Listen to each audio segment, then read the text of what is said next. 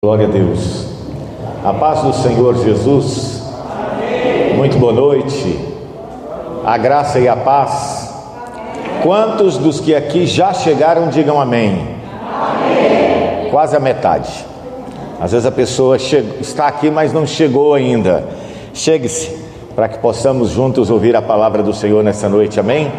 Eu quero agradecer muito a presença do meu amigo Ney, vulgo Dr. Ney, cirurgião dentista, amigo meu que está aqui a meu convite, a Natália também, sua filha, muito obrigado. E a mais bela de todas, a minha esposa, eu costumo dizer que eu orei e ela não. Eu quero dar um exemplo para os homens, fiquem em pé por favor, Keila. Quando você ora e a mulher não, dá nisso, dá para entender, né? Então Caleb, fica em pé. Caleb, ore, é esse, ore para Deus abençoar a sua vida também. Abra sua Bíblia por favor.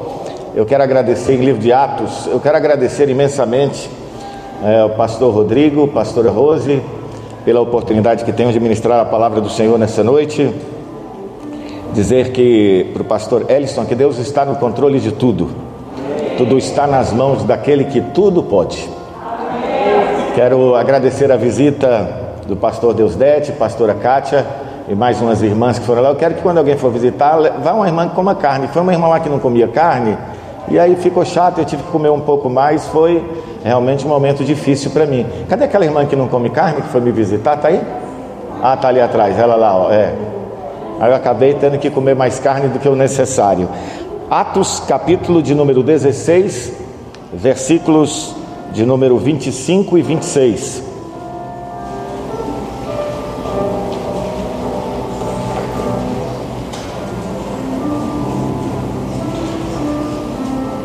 Glória a Deus. À medida que você vai achando, vai ficando em pé, por favor. Atos 16, de 25 a 26.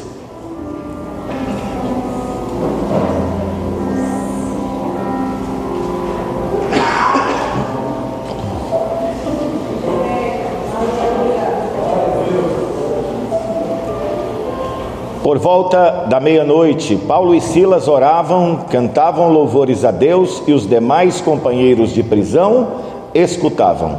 De repente, sobreveio tamanho terremoto que sacudiu os alicerces da prisão. Abriram-se todas as portas e soltaram-se as cadeias de todos. Pode assentar, por favor. Eu quero compartilhar nesta noite uma palavra sobre estas duas pessoas extraordinárias, Paulo e Silas. As pessoas a quem Deus usou e cujos relatos estão na sua palavra foram pessoas que viveram de maneira extraordinária. Viemos para cá quando a Keila lembrou-se daquela criança, daquele jovem que quando Jesus multiplicou 5 pães e 2 peixinhos para mais de 5.000 homens, fora mulheres e crianças, a atitude daquele menino foi uma atitude extraordinária. E no decorrer da palavra, muito embora a gente não vai voltar nesta criança ou nesse menino ou nesse adolescente, ele era jovem, você vai ver que ele era extraordinário.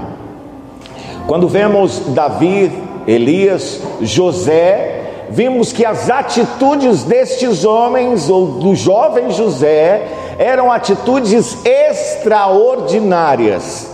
Quando estávamos aqui recentemente na reunião de homens, vi o pastor Manuel falando sobre extraordinário, e eu lembrei-me dessa palavra e voltei-me a ela, e particularmente eu tenho um problema quando eu vou pregar. Essa palavra é para mim. Se servir para você, glória a Deus, mas lembre-se que essa palavra é para mim. Eu preciso dessa palavra hoje. Ser extraordinário é ser diferente de medíocre. Às vezes nós acreditamos que medíocre é uma pessoa é uma pessoa inferior, é uma pessoa que está abaixo das demais. Para entendermos o que é extraordinário, como foram Paulo e Silas, nós precisamos entender o que é ser medíocre. Quantos aqui são medíocres? Levantem a mão. Corajoso, extraordinário. Tivemos um irmão aqui que levantou. Isso é ser extraordinário. Espero que esta palavra possa nos levar de um estado humano e ordinário para um estado espiritual e extraordinário. Para entender então o que é ser extraordinário, precisamos entender o que o dicionário traz sobre a palavra medíocre. E tem algumas definições que está entre o grande e o pequeno, o bom e o mal. Uma obra medíocre é aquela que não é nem excelente e nem tão ruim assim. Eu queria que você analisasse durante a mensagem se você de fato tem sido extraordinário ou medíocre. Olhe para o lado, por favor. Dá uma olhada ao seu redor. Você é igual a esses irmãos? É um adjetivo de dois gêneros que qualifica aquele ou aquilo que está na média entre dois termos de comparação, que está entre bom e mal, que está entre pequeno e grande, ordinário. Já viu alguém xingando assim: rapaz, esse cara é um ordinário? Isso só quer dizer que ele é igual a todo mundo. Para alguns, ordinário deveria ser um elogio, porque sequer a palavra medíocre e ordinário ou ordinária serve para mim ou para você, dependendo da situação. Esta palavra particularmente ordinário me chamou bastante atenção. E em 2015 eu vi um comentário de Max Beringer da CBN sobre o termo. Ele disse: é o sentido da expressão ordinário mache. Peraí que eu pulei aqui. Ordinário significa algo normal, que é feito como sempre foi feito. Ele disse que normal, ordinário, aliás, ordinário é aquilo que é feito da maneira que sempre é feita. Então isso é uma maneira ordinária. Esse é o sentido da expressão ordinário marche dos quartéis: caminhar em perfeita ordem, sem atropelar o soldado da frente, sem sair da fila. Quando eles estão de maneira iguais, marchando, eles são ordinários, eles são iguais. O medíocre é alguém ordinário, é alguém normal, que faz as coisas da maneira que todo mundo faz. Quantos ordinários nós temos aqui? Levante a mão. Graças a Deus está aumentando, eu sou desses. Levante a mão para que a pessoa veja que você é um ordinário. Glória a Deus, vai mudar essa noite em nome de Jesus. Vamos mudar? Gostaria de ler o texto novamente. Com outra versão diz que: e perto da meia-noite, Paulo e Silas oravam e cantavam hinos a Deus, e os outros presos os escutavam. E de repente sobreveio um grande terremoto, que os alicerces do cárcere se moveram, e logo se abriram todas as portas, e foram soltas as prisões de todos. Paulo e Silas não batiam bem da bola. Paulo e Silas não é normal. Se você quer ser extraordinário, entenda que você vai ser confundindo com um louco, com alguém que não bate bem da bola. Eles não eram pessoas normais como qualquer pessoa. Como poderiam estar orando, cantando a Deus, enquanto estavam presos, acorrentados? Os medíocres, os ordinários, na mesma situação, estariam reclamando, praguejando, talvez até xingando. Para a sociedade da época de Paulo e Silas, e também para a nossa hoje, reclamar, brigar, questionar, inclusive a Deus e a sua vontade, é algo muito normal. Eu tenho direito. Eu tenho uma pessoa lá em casa, eu não vou dizer quem é, um filho homem que eu tenho, que ele gosta de questionar. A gente diz assim para ele: meu filho, está na hora, seja do que for. Ele: mas por quê? Para quê? Para onde? Quem mandou? Esta era a segunda viagem missionária de Paulo. A Bíblia nos conta que depois de passar por Derbe, Listra, Icônio e outras cidades da região, navegaram para Troade, passando por Samotrácia, Neápolis, e chegaram a Filipos, cidade da Macedônia. Paulo e Silas permaneceram em Filipos por alguns dias, e num sábado saíram da cidade e foram para um lugar que, segundo o texto, lhes parecia haver um lugar de oração. Então parecia que em determinado lugar havia um lugar de oração, e para ali foram Paulo e Silas. Pregaram nesse lugar, e algumas mulheres que os procuraram, e Lídia, vendedora de púrpura de Tiatira, recebeu o Senhor em seu coração e foi batizada. Depois da conversão de Lídia, Paulo e Silas foram constrangidos a ir à sua casa, como de fato foram. Quando retornaram de Tiatira, indo os homens de Deus, Paulo e Silas, para o lugar de oração, uma mulher jovem com espírito adivinhador os seguia e clamava dizendo: estes homens são servos do Deus Altíssimo e vos anunciam o caminho da salvação. Esta situação aconteceu por vários dias, até que Paulo, indignado, voltou-se para a jovem e disse ao espírito que estava na jovem: em nome de Jesus Cristo, eu te mando, retira-te dela. E na mesma hora, esse espírito de adivinhação saiu. Aquela jovem tinha patrões que ganhavam muito dinheiro com essas adivinhações, e eles, arrastando Paulo e Silas, esses homens, donos dessa jovem, bofetearam, bateram, açoitaram Paulo e Silas e os jogaram na prisão. Esse é o contexto dos nossos versículos, tema de hoje.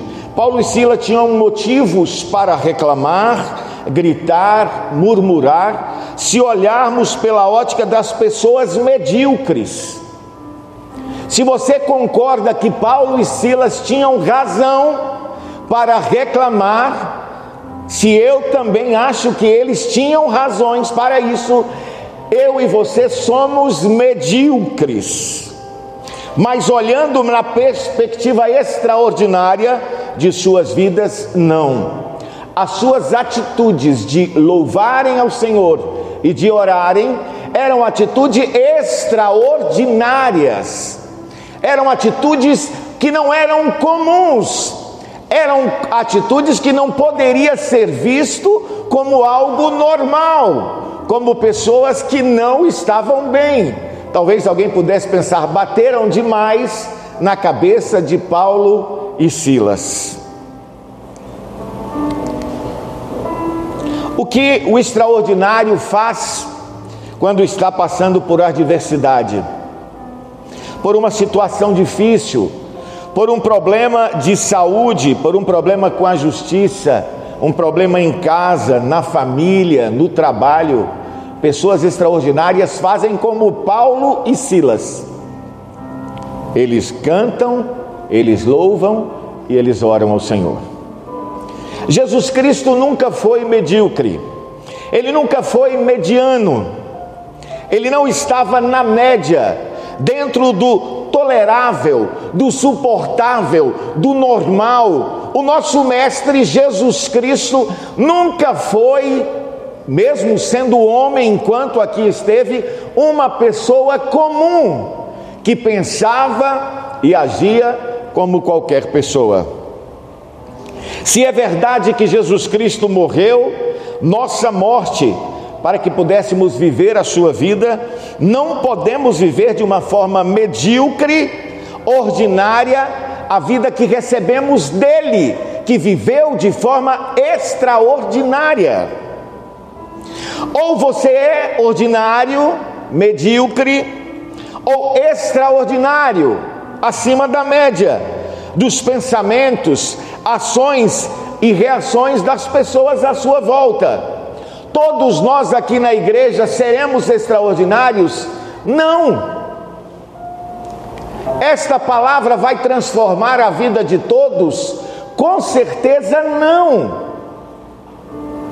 Mas ela tem o poder de transformar aqueles que de fato querem e decidem viver de forma extraordinária, que não aceitam viver de forma comum, de não fazer do jeito que todo mundo faz, de não fazer o que é aceitável, o tolerável, aquilo que está na média.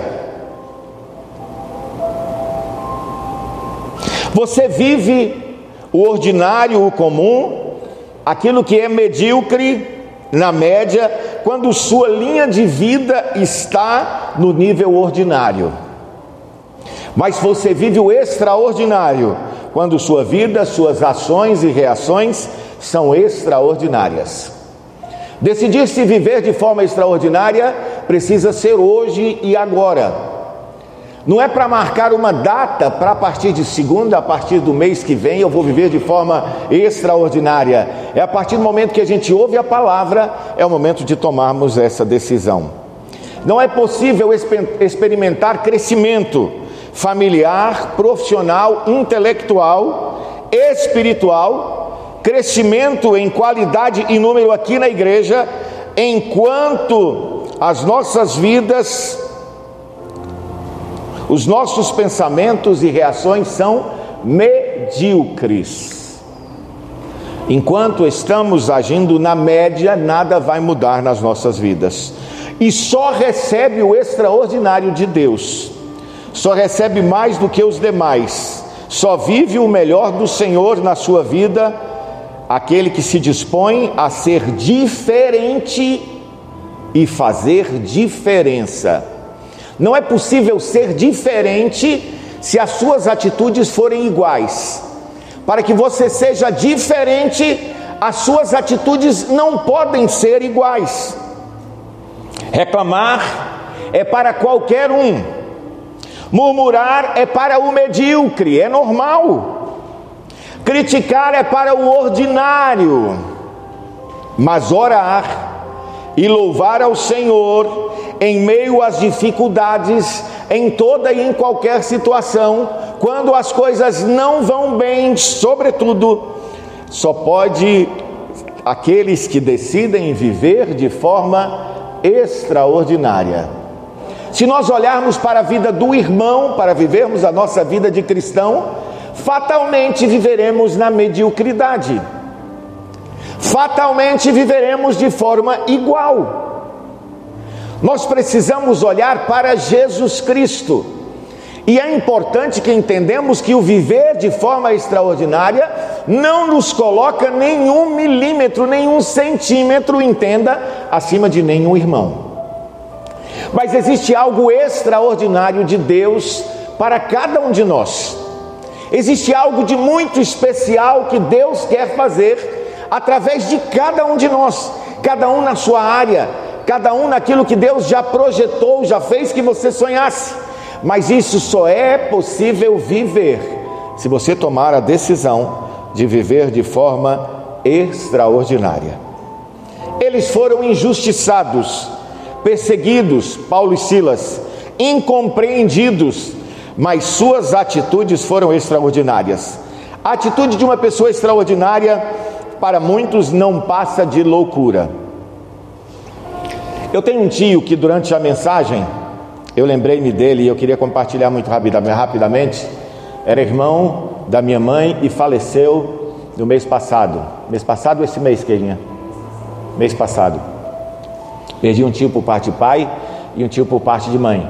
Esse tio por parte de mãe, o mais velho, quando o meu primo tinha 26 anos, era da polícia militar, faleceu. Ele lá no cemitério, ele dizia: glória a Deus, Deus deu e Deus tomou. Passado alguns anos, a esposa dele faleceu. Ele disse: bendito seja o Senhor deu e o Senhor tomou. Depois faleceu, ele tinha um casal de filhos. Faleceu a filha. E no cemitério, enquanto chorava, a gente perguntava para ele: tio, e eu estive em todos os sepultamentos, como você está? Estou bem, porque é Deus que nos fortalece. A Deus seja sempre toda honra, toda glória e todo louvor. Ele casou-se de novo e a esposa faleceu. E ele disse: bendito seja Deus. Ele casou-se de novo e aí, adivinha o que aconteceu? Ele faleceu. E hoje ele pode bendizer ao Senhor e glorificar a Ele, olhando frente a frente ao nosso Deus. Independente da situação, ele dava glória ao Senhor. Ele perdeu todos os dele, mas nunca perdeu a fé. Enquanto quem tem direito ordinário de reclamar, reclama, aquele que vive e experimenta o extraordinário, ora e louva ao Senhor. Quantos ordinários nós temos aqui? Levante a mão. Está diminuindo. Uma pergunta interessante de se fazer é: até quando eu devo louvar? Até quando eu devo orar? Até que o problema seja resolvido, ou até que Deus responda: essa é a minha vontade. Até que o problema até que as circunstâncias mudem, até que os céus se abram e as chuvas de bênção sejam derramadas sobre a minha vida e sobre a tua vida, até o meu pedido seja respondido pelo Senhor. E Ele tem 3 maneiras de responder: sim, não ou aguarde. Paulo e Silas não sabiam que as correntes que os prendiam e as portas que os cerravam seriam abertas, mas eles oravam e louvavam ao Senhor, como se aquela fosse a última oportunidade que teriam para fazê-lo. Eles não esperaram que a raiva passasse, eles não esperaram que a mágoa passasse, eles não esperaram que o aborrecimento passasse para que orassem e louvassem ao Senhor. Está doendo, mas eles estavam orando. Estavam machucados, mas estavam louvando. E por causa de viverem e de agirem de forma extraordinária, o extraordinário aconteceu na vida deles. Nosso problema é que queremos orar durante um tempo. Bom, eu vou orar durante um mês. Se não acontecer, aí eu não posso fazer nada, porque Deus começa a reclamar.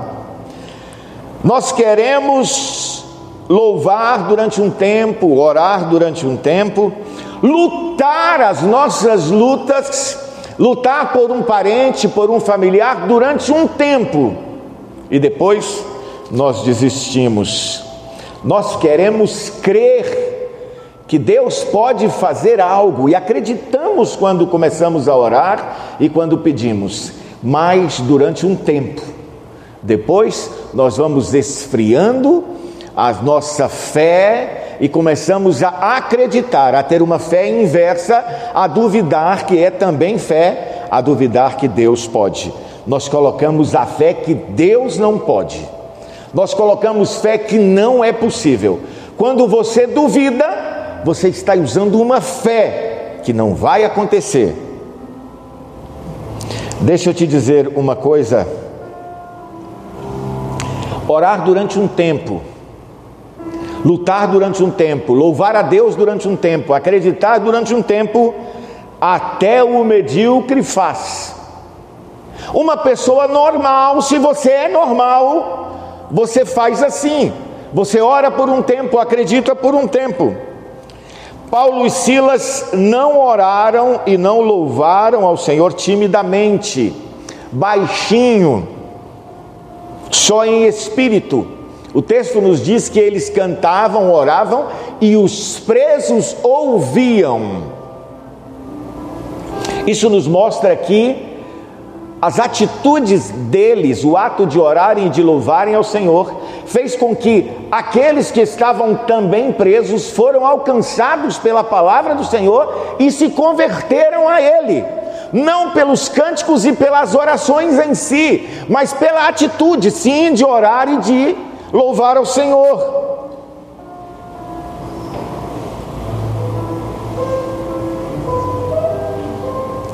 O texto diz que os demais companheiros de prisão escutavam. Você sabe por que aquela pessoa que você tem orado, talvez você tenha orado por alguém, e essa pessoa não se converteu ainda? Você sabe por que a sua palavra não tem surtido efeito naquele que te conhece? É simples, porque ele te conhece. Talvez se ele não te conhecesse, a sua palavra surtiria efeito. Mas como ele te conhece, e a sua atitude talvez e a minha seja igual a dele, acredita durante um tempo, ora durante um tempo, canta durante um tempo, por que é que ele vai querer algo que está em você, se você não é alguém extraordinário? O que é que você pode oferecer para outra pessoa se você for igual a ela? Viver o extraordinário, ser extraordinário, é colocar a Bíblia, a palavra de Deus, sua vontade, em primeiro lugar em nossas vidas. Não de forma verbal, não apenas de palavras, mas de verdade através das nossas atitudes. Quando você diz no seu trabalho, Deus tem o melhor para mim, eu creio que esta situação vai mudar. Num dia inspirado e não de forma extraordinária, você boqueja que as coisas vão mudar e vão melhorar. E no outro você está dizendo, a praga desse meu chefe miserável não aumenta o meu salário. Você não está vivendo de forma extraordinária. Viver extraordinária não pode ser apenas durante um momento, durante apenas 5 minutos, 10 minutos. Você precisa tomar a decisão de viver de forma extraordinária. O versículo 26 tem algo muito interessante. Volte aí para o versículo 26. Ele diz assim: de repente sobreveio tamanho terremoto que sacudiu os alicerces da prisão. Abriram-se todas as portas e soltaram-se as cadeias de todos. O que me chama a atenção aqui é o de repente. De repente quer dizer que eles não estavam esperando. De repente foi algo inusitado. De repente quer dizer que eles estavam louvando, adorando, orando, sem expectativa de que aquela situação mudasse, mas as suas atitudes eram extraordinárias. E quando Deus olha para a sua vida e vê que você está vivendo e eu estou vivendo de forma extraordinária, o de repente do Senhor acontece. O de repente é aquilo que chamamos de milagre. O de repente aqui neste lugar pode ser substituído pelo milagre. O milagre do Senhor na sua vida, no seu trabalho, nas suas finanças, na sua família, nos seus filhos, no seu esposo, na sua esposa, na saúde dos que são da sua casa, por segurança. Segunda vez que eu bato nessa água. Eles só podem ser vividos, só podem ser experimentados, esse de repente do Senhor, esse milagre, se você procurar e decidir viver de forma extraordinária, diferente daquilo que é ordinário, diferente daquilo que é normal, fora do que é ser medíocre. De repente, as cadeias se abrem. De repente, aquelas correntes são quebradas. E de repente, eles estão livres para fugirem. E aí, como pessoas extraordinárias, Paulo e Silas saem correndo da prisão e dizem: esta é a oportunidade que eu tenho de fugir. Deus já quebrou as correntes, Deus já abriu as portas, o carcereiro está tonto para um lado, o guarda está dormindo para o outro. Então, como pessoa extraordinária, ele olhou o rumo da porta e disse: é agora. Ele ficou quieto como qualquer louco extraordinário ficaria.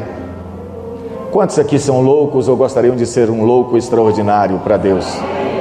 Olha aí, glória a Deus.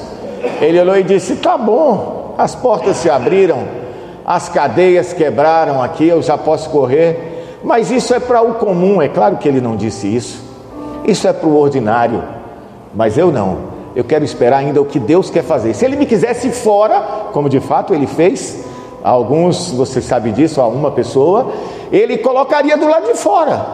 Se ele não colocou, Deus tinha um propósito ali ainda.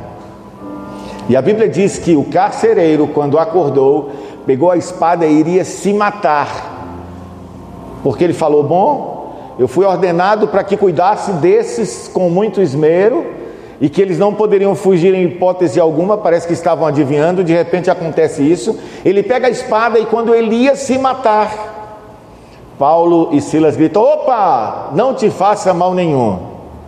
Se fosse um ordinário, teria dito: eu acho que Deus me colocou aqui para ver esse momento sublime em que essa espada vai penetrar.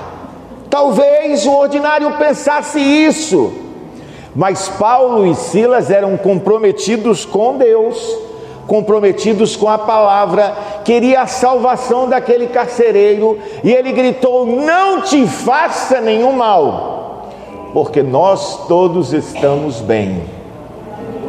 Para o carcereiro, de forma extraordinária também, pega Paulo e Silas e diz: olha, não só nós, Paulo e Silas, disseram, mas todos os outros aqui estão também. Os outros presos, eles foram para a casa desse carcereiro, e aquela frase, aquele versículo que você já deve ter escutado, lido, que diz assim: eu e a minha casa serviremos ao Senhor. Foi uma decisão do carcereiro. No outro dia, enfim, a história continua. O de repente do Senhor só encontra pessoas extraordinárias. Você pode comprar o seu carro sem estar vivendo de forma extraordinária, como qualquer pessoa comum. Eu estou vivendo o extraordinário na minha vida porque eu comprei uma casa. Qualquer ordinário compra uma casa. Você pode fazer a viagem dos sonhos, que qualquer pessoa medíocre que trabalhar pode viver, pode participar, pode viajar, pode curtir, sem necessariamente viver o extraordinário. A minha palavra, a minha mensagem, uma mensagem do Senhor nessa noite, não é uma mensagem de prosperidade. É uma mensagem para que tomemos a decisão de vivermos incondicionalmente como pessoas diferentes, como pessoas extraordinárias, como pessoas que não aceitam, pelo sacrifício extraordinário de Jesus Cristo na cruz, viverem como pessoas normais. O crente, se ele está vivendo de forma normal, ele não está normal. É isso mesmo, pastor? Ele deu uma risada. Bom,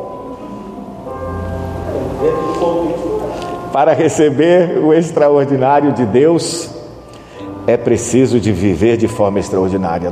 Ninguém aqui vai receber nada extraordinário da parte do Senhor se nós vivermos de forma igual. O extraordinário do Senhor só encontra aquele que vive de forma extraordinária. Os medíocres, os ordinários, só experimentarão aquilo que todo mundo experimenta, aquilo que qualquer um pode experimentar. O servo de Deus não pode aceitar notas na média, casamentos na média,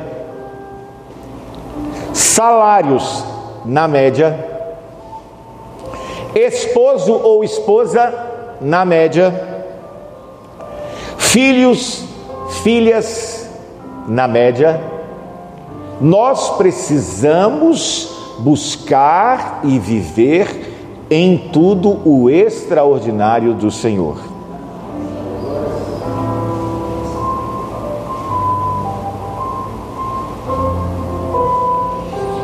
Eu quero voltar a dizer que o preço de Jesus Cristo na cruz do Calvário foi extraordinariamente grande,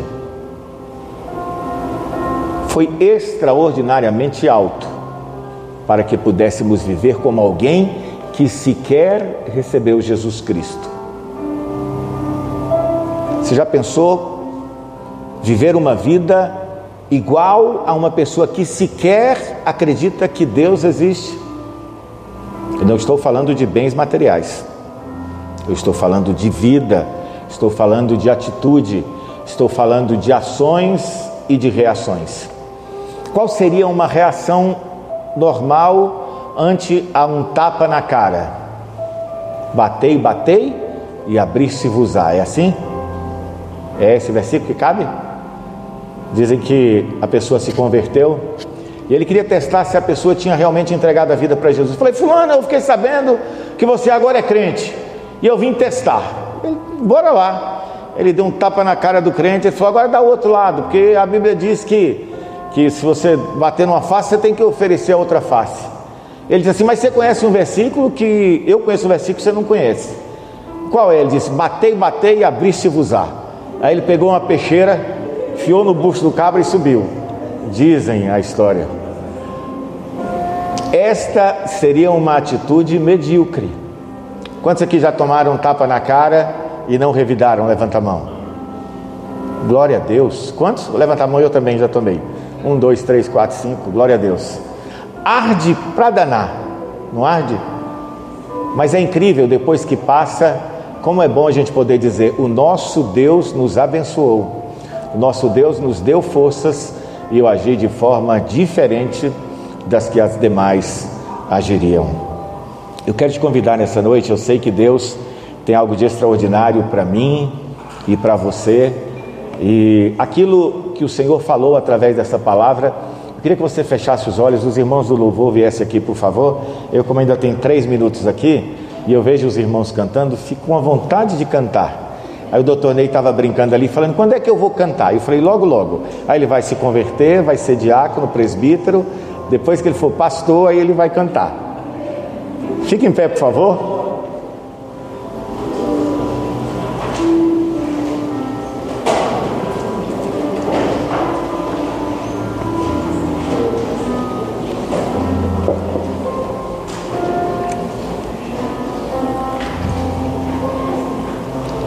Te amo, Deus. Que nota é essa que nunca sei? Sua graça nunca falha.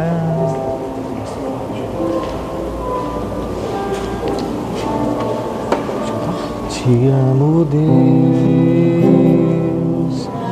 Sua graça nunca falha. Dó ou dó?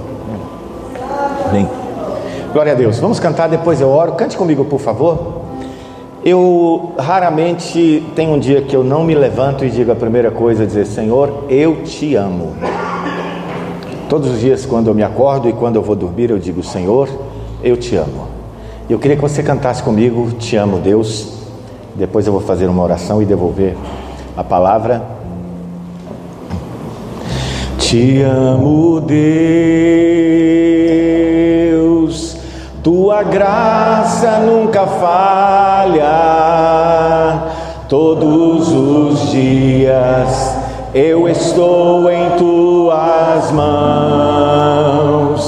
Desde quando me levanto até eu me deitar, eu canto